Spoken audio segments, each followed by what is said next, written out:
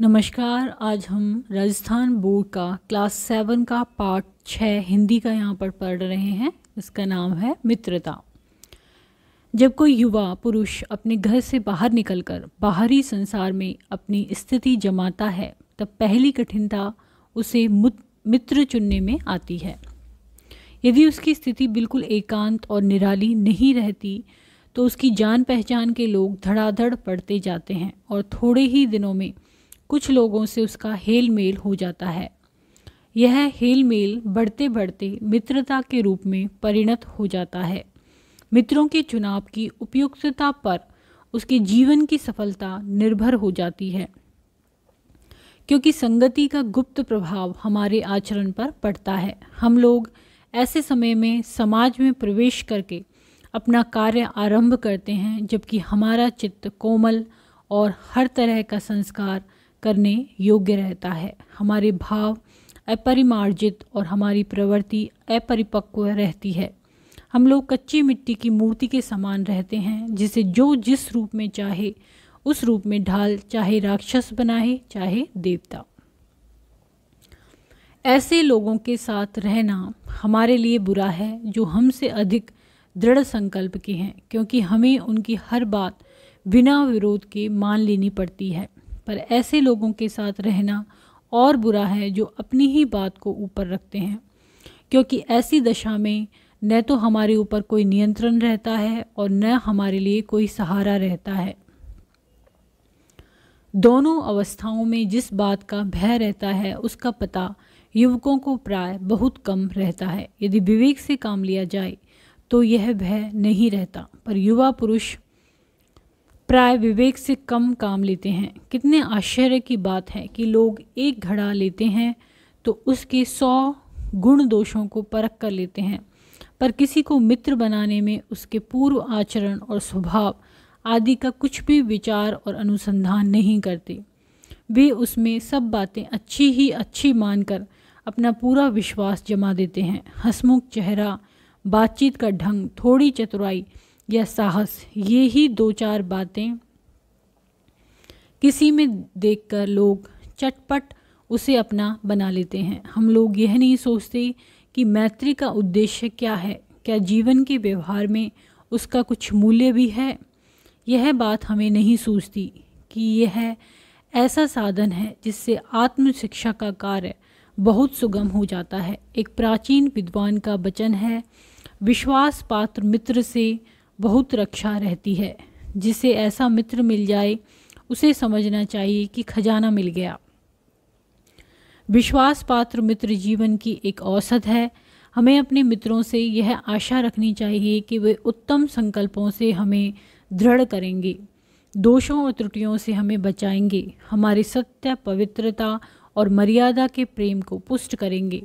जब हम कुमार्ग पर पैर रखेंगे तब वे हमें सचेत करेंगे, जब हम हतोत्साह होंगे तब हमें उत्साहित करेंगे। सारांश यह है कि हमें उत्तमता के जीवन निर्वाह करने में हर तरह से सहायता देंगे। सच्ची मित्रता में उत्तम वैद्य की सी निपुणता और परख होती है। अच्छी से अच्छी माता का सा धैर्य और कोमलता होती है। ऐसी ही मित्रता करने का प्रयत्न व्यक्ति को करना चाहिए। छात्रावस्था में मित्रता की धुन सवार रहती है। मित्रता हृदय से उमड़ पड़ती है। पीछे के जो स्नेह बंधन होते हैं उनमें न तो उमंग रहती है न उतनी खिन्नता। बाल मैत्री में जो मगन करने वाला आनंद होता है वह और कहाँ। कैसी मधुरता और कैसी अनुरक्ति होती है, कैसा आपसी विश्वास होता है, हृदय से कैसे कैसे उद्गार निकलते हैं। वर्तमान कैसा आनंद में दिखाई पड़ता है और भविष्य के संबंध में कैसी लुभाने वाली कल्पनाएं मन में रहती हैं। कितनी जल्दी बातें लगती हैं और कितनी जल्दी मानना होता है। सहपाठी की मित्रता, उस उक्ति में हृदय के कितने भारी उथल पुथल का भाव भरा हुआ है, किंतु जिस प्रकार युवा पुरुष की मित्रता स्कूल के बालक की मित्रता से दृढ़, शांत और गंभीर होती है, उसी प्रकार हमारी युवावस्था के मित्र बाल्यावस्था के मित्रों से कई बातों में भिन्न होते हैं। मैं समझता हूँ कि मित्र चाहते हुए बहुत से लोग मित्र के आदर्श की कल्पना मन में करते होंगे, पर इस कल्पित आदर्श से तो हमारा काम जीवन की झंझटों में चलता नहीं। सुंदर प्रतिभा, मनभावनी चाल और स्वच्छंद प्रकृति, ये ही दो चार बातें देखकर मित्रता की जाती है, पर जीवन संग्राम में साथ देने वाले मित्रों में इनमें से कुछ अधिक बातें चाहिए। मित्र केवल उसे नहीं कहते जिसके गुणों की तो हम प्रशंसा करें, हम स्नेह न कर सके, जिससे अपने छोटे छोटे काम ही हम निकालते जाएं, पर भीतर ही भीतर घृणा करते रहें। मित्र सच्चा पथ प्रदर्शक के समान होना चाहिए, जिस पर हम पूरा विश्वास कर सकें। मित्र भाई के समान होना चाहिए, जिसे हम अपना प्रीति पात्र बना सकें। हमारे और हमारे मित्र के बीच सच्ची सहानुभूति होनी चाहिए, ऐसी सहानुभूति जिससे एक के हानि लाभ को दूसरा अपना हानि लाभ समझे। मित्र का कर्तव्य इस प्रकार बताया गया है, उच्च और महान कार्यों में इस प्रकार सहायता देना, मान बढ़ाना और साहस दिलाना कि तुम अपनी सामर्थ्य से बाहर काम कर जाओ। यह कर्तव्य उसी से पूरा होगा जो दृढ़ चित्त और सत्य संकल्प का हो। इससे हमें ऐसे ही मित्रों की खोज में रहना चाहिए जिनमें हमसे अधिक आत्मबल हो। हमें उनका पल्ला उसी तरह पकड़ना चाहिए जिस तरह सुग्रीव ने राम का पल्ला पकड़ा था। मित्र हो तो प्रतिष्ठित और शुद्ध हृदय के हों, मृदुल और पुरुषार्थी हों, शिष्ट और सत्यनिष्ठ हों, जिससे हम अपने को उनके भरोसे पर छोड़ सकें और यह विश्वास कर सकें कि उनसे किसी प्रकार का धोखा न होगा। जो बात ऊपर मित्रों के संबंध में कही गई है वही जान पहचान वालों के संबंध में ठीक है। जान पहचान के लोग ऐसे हों जिनसे हम कुछ लाभ उठा सकते हों, जो हमारे जीवन को उत्तम और आनंदमय बनाने में कुछ सहायता दे सकते हों, यद्यपि उतनी नहीं जितने गहरी मित्र दे सकते हैं। मनुष्य का जीवन थोड़ा है, उसमें खाने के लिए समय नहीं। यदि क, ख और ग हमारे लिए कुछ नहीं कर सकते हैं, न कोई बुद्धिमानी या विनोद द्वारा हमें ढाढ़स बंधा सकते हैं और न हमारे आनंद में सम्मिलित हो सकते हैं, न हमें कर्तव्य का ध्यान दिला सकते हैं, तो ईश्वर हमें उनसे दूर ही रखे।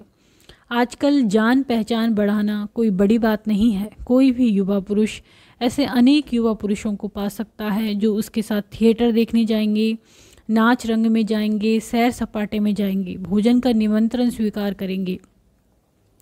यदि ऐसे जान पहचान के लोगों से कुछ हानि न होगी तो लाभ भी ना होगा, पर यदि हानि होगी तो बड़ी भारी होगी। कुसंग का ज्वर सबसे भयानक होता है। यह केवल नीति और सद्वृत्ति का ही नाश नहीं करता बल्कि बुद्धि का भी क्षय करता है। किसी युवा पुरुष की संगति यदि बुरी होगी तो वह उसके पैरों में बंधी चक्की के समान होगी, जो उसे दिन रात अवनति के गड्ढे में गिराती जाएगी, और यदि अच्छी होगी तो सहारा देने वाली बाहू के समान होगी, जो उसे निरंतर उन्नति की ओर उठाती जाएगी। इंग्लैंड के एक विद्वान को युवावस्था में राज दरबारियों में जगह नहीं मिली।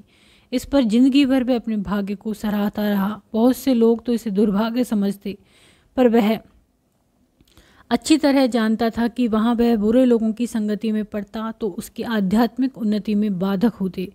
बहुत से लोग ऐसे होते हैं जिनकी घड़ी भर के साथ से भी बुद्धि भ्रष्ट हो जाती है, क्योंकि उनके ही बीच में ऐसी ऐसी बातें कही जाती हैं जो कानों में नहीं पड़नी चाहिए। चित्त पर ऐसे प्रभाव पड़ते हैं जिनसे उसकी पवित्रता का नाश होता है। बुराई अटल भाव धारण करके बैठती है। बुरी बातें हमारी धारणा में बहुत दिनों तक टिकती हैं। इस बात को प्राय सभी लोग जानते हैं कि भद्दे व फूहड़ गीत जितनी जल्दी ध्यान पर चढ़ते हैं उतनी जल्दी कोई गंभीर या अच्छी बात नहीं। एक बार एक मित्र ने मुझसे कहा कि उसके लड़कपन में कहीं से बुरी कहावत सुनी थी जिसका ध्यान वह लाख चेष्टा करता है कि न आए, पर बार बार आता है। जिन भावनाओं को हम दूर रखना चाहते हैं, जिन बातों को हम याद करना नहीं चाहते, वे बार बार हृदय में उठती हैं और बंधती हैं। अतः तुम पूरी चौकसी रखो, ऐसे लोगों को साथी ना बनाओ जो अश्लील, अपवित्र और फूहड़ बातों से तुम्हें हंसाना चाहें। सावधान रहो, ऐसा ना हो कि पहले पहल तुम इसे एक बहुत सामान्य बात समझो और सोचो कि एक बार ऐसा हुआ फिर ऐसा ना होगा, अथवा तुम्हारे चरित्र बल पर ऐसा प्रभाव पड़ेगा कि ऐसी बातें बकने वाले आगे चलकर आप सुधर जाएंगे। नहीं, ऐसा नहीं होगा। जब एक बार मनुष्य अपना पैर कीचड़ में डाल देता है तब यह नहीं देखता कि वह कहाँ और कैसी जगह पैर रखता है। धीरे धीरे उन बुरी बातों में अभ्यस्त होते होते तुम्हारी घृणा कम हो जाएगी। पीछे तुम्हें उनसे चिढ़ न मालूम होगी, क्योंकि तुम यह सोचने लगोगी कि चिढ़ने की बात ही क्या है। तुम्हारे विवेक कुंठित हो जाएगा और तुम्हें भले बुरे की पहचान न रह जाएगी।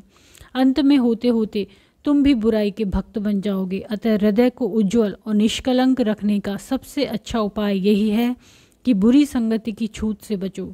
एक पुरानी कहावत है, काजर की कोठरी में कैसो ही शानो जाए, एक लीक काजर की लागी है पे लागी है। आचार्य रामचंद्र शुक्ल। शब्दार्थ: हतोत्साह, जिसमें उत्साह न रहा हो। निष्कलंक, बेदाग, निर्दोष। विवेक, भले बुरे की पहचान। धुन, लगन। पथ प्रदर्शक, रास्ता दिखाने वाला। खिन्नता, दुख। परिणत, बदल जाना। यदि वीडियो आपको पसंद आता है तो इसको लाइक करें, चैनल को सब्सक्राइब करें, कमेंट करें एंड शेयर करें। Thank you.